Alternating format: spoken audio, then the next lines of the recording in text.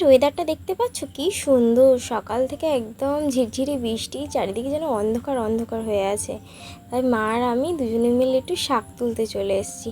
গ্রামে থাকি আর গ্রামের আশেপাশে যদি শাক না তুলে খেলাম তাহলে আর কী করে হলে বলো। তাই মা আর আমি মিলে এক ব্যাগ শাক তুলে এনেছি। এবার শাকগুলো একে একে বের করে নিয়েছি। কত শাক দেখা, একদম গামলি ভর্তি হয়েছে, এখনও ব্যাগে কত। এখানে আলাদা আলাদা করে রাখলাম। এখানে 9 রকম শাক তুলেছি আমরা, জানো কি ভালো লাগছে। ঝিরে বৃষ্টিতে সারাদিনটা তো বেশ ভালোই কাটলো, তাই রাতে একটু কষা কষা মাংস আর রুটি খেতে ইচ্ছা হলো। দেখো কে বসে আছে, আমি এদিকে পেঁয়াজ ভেজে নিচ্ছি। এখানে সকালবেলায় আমি চিকেনটা ম্যারিনেট করে রেখেছিলাম, যাতে রাত্রিবেলা আমার আর কোনো রকম কোনো ঝামেলা না থাকে। বিকেলবেলা করে তো পড়ানো থাকে, এসে আমি একদম সময় পাই না।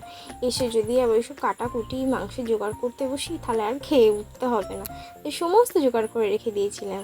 এদিকে মা এদিকে রুটি করে নিয়েছে, আমি এদিকে চিকেন করে নিয়েছি। একদম কষা কষা ঝাল ঝাল চিকেন একদম সাজিয়ে নিয়েছি, মানে এখন থেকেই জিভে জল এসে যাচ্ছে, আর কি বলবো।